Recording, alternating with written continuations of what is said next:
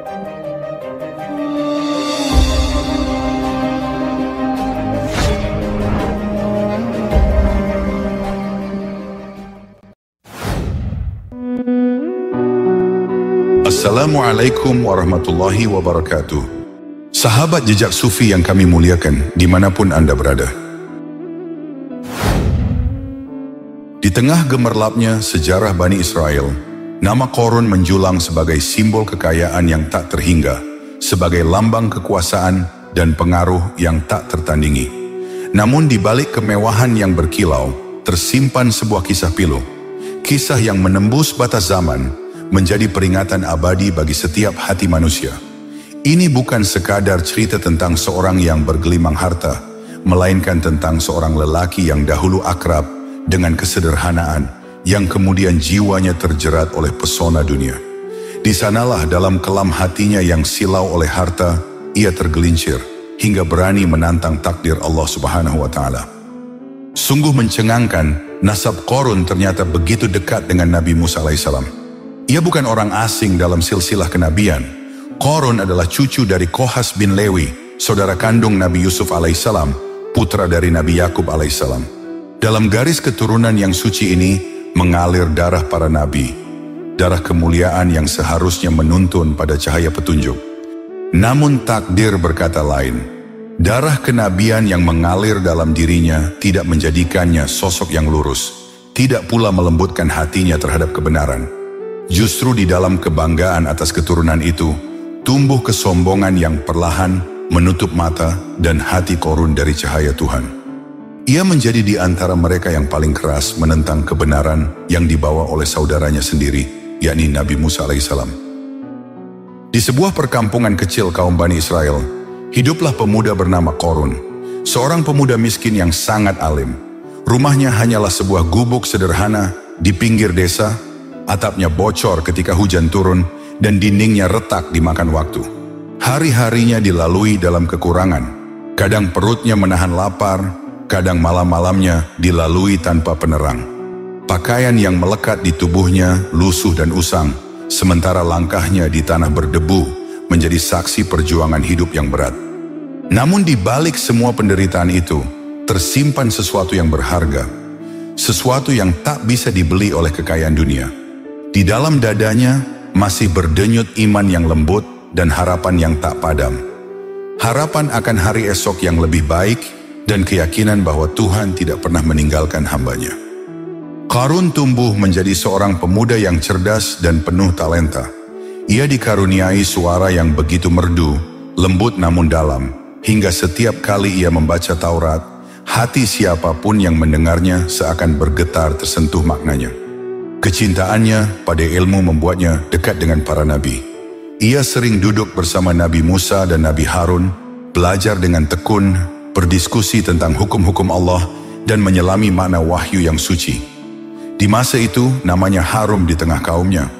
Bahkan ia dikenal sebagai salah satu pembaca Taurat terbaik setelah Nabi Musa dan Nabi Harun alaihissalam. Namun di balik segala bakat dan kecemerlangannya, tersembunyi sebuah luka yang tak pernah sembuh. Luka kemiskinan yang perlahan menggerogoti jiwanya. Qarun tumbuh dalam derita yang ia saksikan setiap hari dengan matanya sendiri. Ia melihat ibunya menangis di sudut rumah yang gelap karena tak ada makanan yang bisa disajikan untuk anak-anaknya. Ia menyaksikan ayahnya terdiam dalam keputusasaan, menunduk lesu di hadapan nasib yang tak berpihak. Pemandangan-pemandangan itu membekas begitu dalam di hatinya. Dari sanalah tumbuh sebuah hasrat yang semula tampak wajar, namun perlahan berubah menjadi bara yang berbahaya. Hasrat untuk keluar dari kemiskinan, untuk menjadi kaya raya, untuk memiliki segalanya yang dulu tak pernah ia miliki. Keinginan Qarun tidak berhenti pada harapan untuk sekadar keluar dari kemiskinan. Ia ingin lebih dari itu. Ia ingin memiliki kekayaan yang tak terhingga, agar tidak lagi merasa terhina, agar pandangan orang-orang yang dulu meremehkannya berubah menjadi kagum dan hormat. Setiap hari ia menengadahkan tangan dengan penuh kepasrahan. Dalam kesunyian malam, di antara air mata dan doa yang bergetar, Qarun memohon kepada Allah Subhanahu wa Ta'ala agar mengabulkan keinginannya. Ia berharap dengan kekayaan, hidupnya akan terangkat dari derita dan keluarganya terbebas dari kemiskinan yang menjerat mereka selama ini. Ya Allah, jadikanlah hamba ini kaya raya. Hamba ingin memiliki harta yang melimpah agar bisa membantu orang-orang miskin dan menolong bangsaku. Pinta Qarun dalam doanya. Kemudian pada suatu hari, Nabi Musa alaihissalam datang berkunjung ke rumah Qarun. Wajah Qarun tampak diliputi harap, matanya memancarkan keinginan yang selama ini tersimpan dalam hatinya. Dengan suara yang lembut namun penuh ambisi, ia berkata, "Wahai Musa, engkau adalah nabi utusan Allah yang memiliki banyak mukjizat. Aku memohon kepadamu, doakanlah aku agar menjadi kaya raya, atau ajarkanlah kepadaku sebuah doa yang dapat menjadikan aku kaya." Nabi Musa menatap Qarun dengan penuh kasih, namun juga dengan kebijaksanaan seorang nabi. Beliau tidak serta-merta mengiyakan permintaan itu. Dengan suara lembut beliau menasihati, "Wahai Qarun, ketahuilah, harta yang berlimpah seringkali membuat manusia lalai dari Tuhannya. Ia dapat menjadi ujian yang menjerumuskan." Namun Qarun tetap bersikeras. Dengan keyakinan yang seolah tulus, ia berkata bahwa bila kelak ia menjadi kaya, seluruh hartanya akan ia gunakan untuk bersedekah, membantu fakir miskin, dan menolong kaum Bani Israel. Mendengar alasan Qarun, Nabi Musa terdiam sejenak. Beliau melihat keteguhan hati Qarun yang tampak suci. Akhirnya Nabi Musa pun tak kuasa menolak. Dengan izin Allah Subhanahu wa Ta'ala, Nabi Musa mengajarkan kepadanya doa Ismul Azam, sebuah doa agung yang mengandung rahasia kekuatan dari langit. Sebelum berpisah, Nabi Musa berpesan dengan penuh kelembutan, "Ingatlah janjimu, wahai Qarun, jika nanti engkau dikaruniai kekayaan, janganlah engkau melupakan Tuhanmu." Qarun pun mengangguk dengan sepenuh hati. Dalam dirinya bergetar janji yang manis, janji yang kelak akan diuji oleh waktu dan harta. Allah Subhanahu wa Ta'ala melalui mukjizat yang diberikan kepada Nabi Musa alaihissalam memperkenalkan kepada Qarun sebuah ilmu rahasia, sebuah pengetahuan yang hanya dimiliki oleh orang-orang pilihan.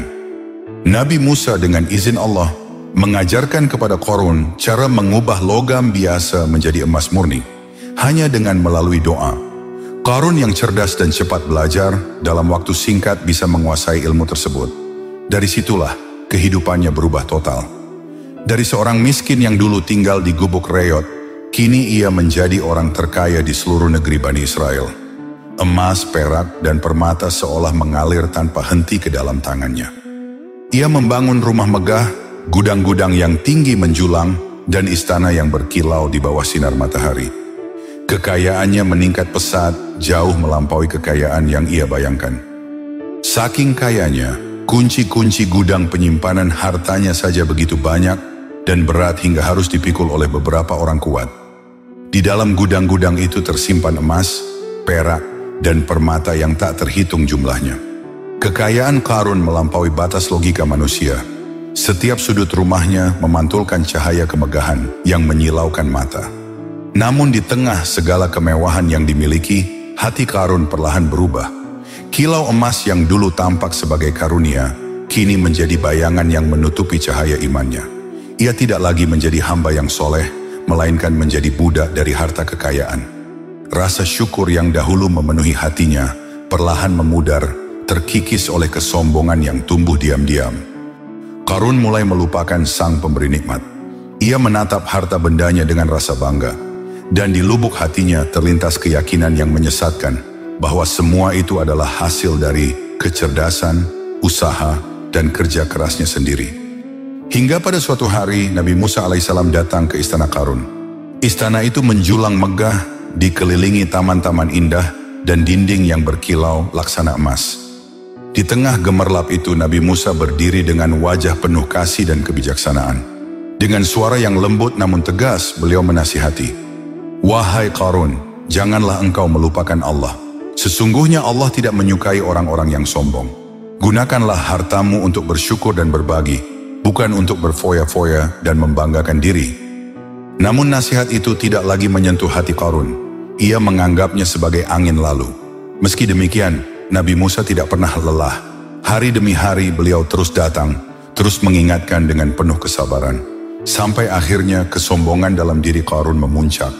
Ia merasa terganggu oleh nasihat yang terus-menerus datang kepadanya. Dengan wajah congkak dan suara meninggi, ia berkata dengan nada penuh kesombongan, "Wahai Musa, aku bosan mendengar nasihatmu. Kekayaan ini bukan pemberianmu, bukan pula pemberian Tuhanmu. Ini semua hasil dari kecerdasan dan kerja kerasku sendiri.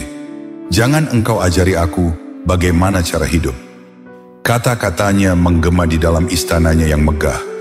Sejak hari itu, Qarun menutup hatinya dari kebenaran, dan dengan penuh kesombongan, ia mendeklarasikan permusuhan terhadap Nabi Musa alaihissalam. Qarun yang dahulu pernah menengadahkan tangan dengan air mata, kini berdiri menantang Nabi yang pernah membimbingnya menjadi kaya. Ia lupa pada hari-hari ketika lidahnya basah, oleh doa dan janjinya bergema penuh harap di hadapan Allah.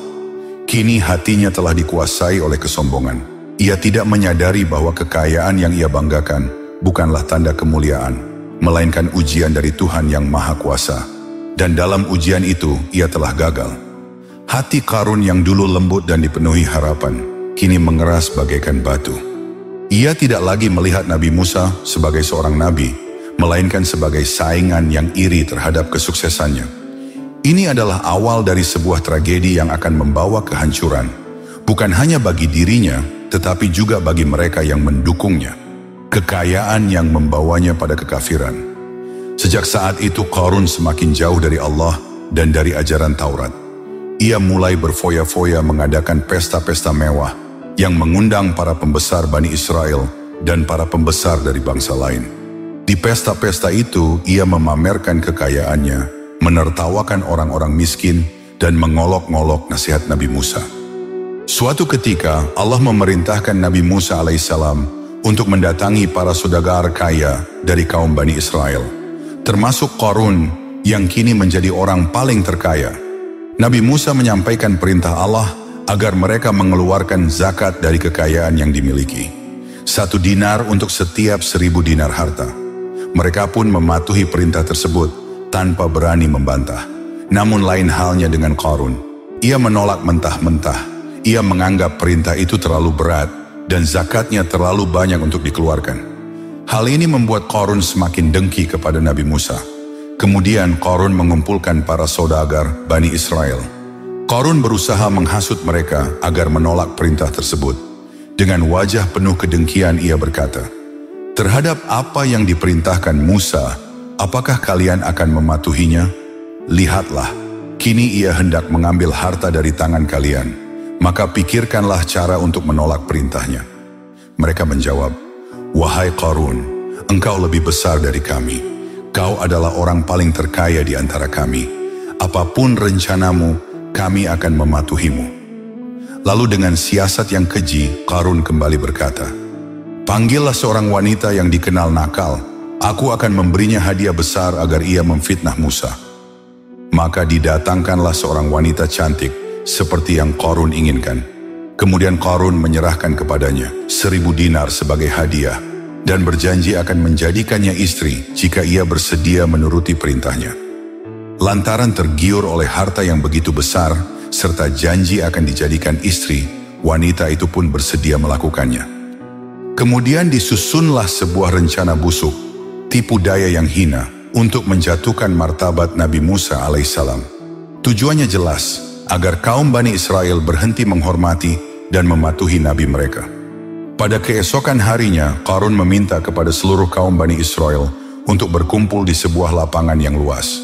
Setelah semuanya terkumpul, dengan wajah penuh kepura-puraan Qarun segera mendatangi Nabi Musa dan berkata, "Wahai Musa, kaummu telah berkumpul. Mereka ingin mendengarkan petunjuk dan hukum dari Tuhanmu. Maka sampaikanlah kepada kami apa yang menjadi perintah Allah hari ini." Maka Nabi Musa pun datang. Beliau berdiri di tengah kaumnya dengan wajah bercahaya dan suara yang tegas menyeru, "Wahai kaum Bani Israel, barang siapa mencuri, maka tangannya akan dipotong. Barang siapa memfitnah, maka ia akan dicambuk. Dan barang siapa berzina, jika ia belum menikah, maka akan dicambuk 100 kali. Namun jika sudah menikah, maka akan dirajam sampai mati." Mendengar itu, Qarun segera menjalankan rencananya. Dengan nada sinis ia pura-pura bertanya, "Apakah hukum itu berlaku juga untukmu sendiri, wahai Musa?" Nabi Musa menjawab dengan tenang, "Ya, hukum Allah berlaku bagi siapapun, bahkan bagiku sendiri, karena hukum Allah tidak memandang kedudukan atau derajat siapapun." Maka dengan liciknya, Qarun berteriak lantang di hadapan orang banyak, "Wahai Musa, engkau sendiri telah berzina. Aku mempunyai bukti atas tuduhanku. Seorang wanita telah mengadukannya padaku." Kaum Bani Israel pun gempar. Suara riuh memenuhi tempat itu. Bahkan Nabi Musa sempat kaget mendengarnya. Namun beliau tetap tenang. Dengan penuh keyakinan beliau berkata, "Datangkanlah wanita itu, biarlah ia sendiri yang berbicara." Maka wanita yang diperalat oleh Qarun dihadirkan ke hadapan Nabi Musa. Beliau memandangnya dengan tatapan yang dalam, lalu berkata, "Aku bersumpah demi Allah yang telah menurunkan Taurat. Katakanlah yang sebenarnya, wahai wanita. Apakah benar aku telah berzina denganmu, sebagaimana yang mereka tuduhkan?" Tiba-tiba tubuh wanita itu bergetar. Wajahnya pucat, bibirnya gemetar menahan ketakutan. Ada sesuatu yang mengguncang hatinya. Cahaya kebenaran yang menyingkap segala dusta. Dengan suara bergetar, ia menjawab, "Wahai Musa, demi kebenaran Allah, aku akan berkata jujur. Tuduhan itu tidak benar. Qarunlah yang memerintahkanku agar memfitnahmu. Ia menjanjikan kepadaku 1000 dinar, dan bahkan berjanji akan menikahiku, asalkan aku bersedia menuduhmu berzina. Tapi aku takut kepada Allah, dan aku tidak sanggup berbohong terhadap utusannya." Sekejap suasana menjadi hening. Semua mata memandang Qarun. Wajahnya yang tadinya penuh kesombongan, kini berubah pucat. Ia tidak mampu menyembunyikan rasa malu dan terkejutnya. Wanita yang telah ia bayar mahal ternyata mengkhianatinya dengan kejujuran. Di hadapan kaumnya, Qarun menunduk, bukan karena tobat, tetapi karena marah dan dendam yang membara di dadanya. Dengan hati yang gelap dan jiwa yang terbakar amarah, ia pun meninggalkan tempat itu dengan perasaan kecewa yang dalam. Hari demi hari berlalu, kekayaan Qarun semakin bertambah, dan bersama harta itu, tumbuh pula api dendam dalam dadanya. Setiap kilo emas yang ia miliki seolah menyalakan bara kebencian terhadap Nabi Musa.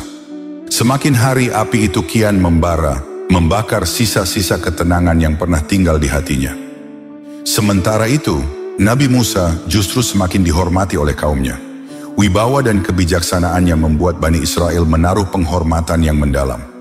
Mereka melihat cahaya kenabian pada diri Musa, dan hatinya selalu tenteram di sisi beliau. Pemandangan itu membuat dada Qarun semakin sesak.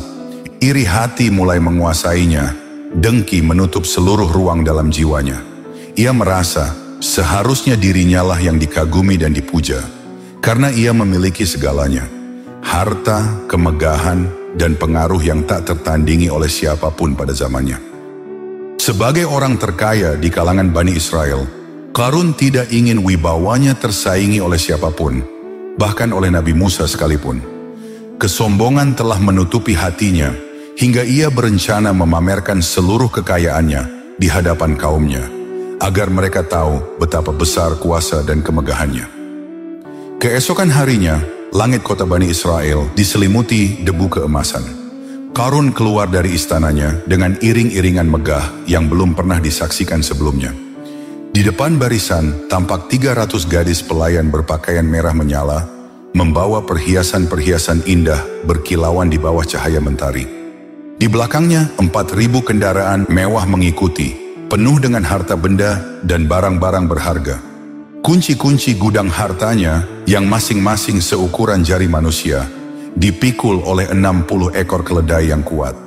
Setiap langkah mereka menimbulkan gemerincing suara logam, seakan menjadi musik kesombongan yang bergema di jalanan. Sungguh pemandangan itu adalah kekayaan yang tak masuk akal, kemegahan yang melampaui batas imajinasi manusia. Qarun berjalan dengan dada membusung, matanya menatap penuh kebanggaan, seolah seluruh dunia berada di bawah telapak kakinya. Ia mengadakan pawai keliling kota, mempertontonkan segala yang dimilikinya, bukan sebagai tanda syukur, melainkan sebagai perayaan ego dan keangkuhan. Ia tidak sadar bahwa di balik senyum dan decak kagum yang menyertainya, ada hati-hati yang terluka. Orang-orang miskin yang menyaksikan kemegahan itu menunduk dalam kepedihan, merasa semakin kecil di hadapan dunia yang hanya berpihak pada mereka yang berharta. Segala yang ditampakkan Qarun memukau mata para pencinta dunia. Mereka menatap dengan kagum dan berkata lirih, penuh iri dan keinginan. Alangkah baiknya jika kita memiliki seperti apa yang diberikan kepada Qarun. Sungguh, ia benar-benar memiliki keberuntungan yang besar. Di dalam Al-Quran disebutkan, maka keluarlah Qarun kepada kaumnya dalam kemegahannya. Berkatalah orang-orang yang menghendaki kehidupan dunia, moga-moga kiranya kita mempunyai seperti apa yang telah diberikan kepada Qarun. Sesungguhnya ia benar-benar mempunyai keberuntungan yang besar. Quran, Surat Al-Qasas, ayat 79. Sampai akhirnya, Qarun dengan iring-iringan megahnya melintas di hadapan majelis Nabi Musa alaihissalam. Saat itu Nabi Musa tengah memberikan nasihat kepada kaumnya, mengingatkan mereka tentang kebesaran dan kekuasaan Allah. Namun seketika perhatian mereka teralih, wajah-wajah Bani Israel berpaling, mata mereka terpaku pada kemegahan Qarun dan barisan pengiringnya. Emas berkilauan, pakaian indah nan mencolok, dan langkah-langkah penuh keangkuhan menggoda pandangan manusia yang lemah terhadap dunia. Melihat itu, Nabi Musa memanggil Qarun dan bertanya dengan nada penuh peringatan, "Wahai Qarun, apakah yang mendorongmu berbuat seperti ini?" Dengan nada congkak, Qarun menjawab, "Wahai Musa, ingatlah, jika engkau diberi keutamaan di atasku berkat kenabianmu, maka aku pun memiliki kelebihan atas dirimu berkat harta yang kumiliki. Dan jika engkau suka, marilah kita berdoa. Engkau berdoa agar aku binasa, dan aku pun akan berdoa agar engkau binasa." Maka keduanya pun keluar dari tengah-tengah kaumnya. Nabi Musa berkata, "Apakah engkau ingin berdoa terlebih dahulu, atau aku yang lebih dahulu?" Qarun menjawab dengan angkuh, "Akulah yang akan berdoa lebih dulu." Ia pun berdoa, namun langit terdiam. Doanya tidak diizinkan, suaranya seakan tak menembus batas bumi. Maka Nabi Musa berkata, "Sekarang giliranku." Qarun menjawab, "Silakan." Lalu Nabi Musa menengadahkan tangan dan berdoa dengan penuh kekhusyuan, "Ya Allah, perintahkanlah bumi agar taat kepada perintahku pada hari ini." Maka bumi pun mendengar. Dengan izin Allah, Nabi Musa berkata, "Hai bumi, benamkanlah Qarun dan para pengikutnya." Tiba-tiba tanah di bawah kaki Qarun bergetar dan bumi mulai menelan mereka hingga sebatas telapak kaki. Teriakan panik terdengar di segala arah, namun Qarun tetap enggan tunduk. Lalu Nabi Musa berkata lagi, "Benamkanlah mereka." Bumi pun menelan mereka hingga ke lutut. Suara jeritan semakin keras, namun penyesalan tak juga lahir dari hati mereka. Musa berkata sekali lagi, "Benamkanlah mereka." Dan bumi menelan mereka sampai ke pundak. Wajah-wajah yang sombong kini dipenuhi ketakutan. Mereka memohon ampun, namun semuanya telah terlambat. Akhirnya, dengan satu perintah terakhir dari Nabi Musa, bumi menelan Qarun beserta seluruh pengikutnya, lenyap dari pandangan manusia, terkubur dalam tanah, tidak meninggalkan jejak selain kesombongan yang menjadi sebab kebinasaannya. Peristiwa itu menjadi pelajaran besar bagi Bani Israel. Nabi Musa menatap kaumnya dan berkata dengan penuh makna, bahwa siapapun yang sombong karena harta akan dibinasakan dengan cara yang paling hina. Meski demikian, ada saja salah satu kaumnya yang menyimpan prasangka buruk terhadap Nabi Musa. Mereka menganggap Nabi Musa sengaja membenamkan Qarun agar bisa menguasai seluruh kekayaannya. Kemudian, demi untuk menghindari fitnah tersebut, Nabi Musa berdoa sekali lagi.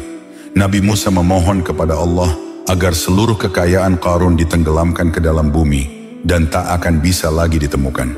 Beliau menengadahkan tangan dan berkata, "Ya Allah, tenggelamkanlah seluruh harta Qarun ke dalam bumi, agar tidak ada seorang pun yang bisa menggunakannya untuk menimbulkan fitnah." Seketika bumi kembali bergetar.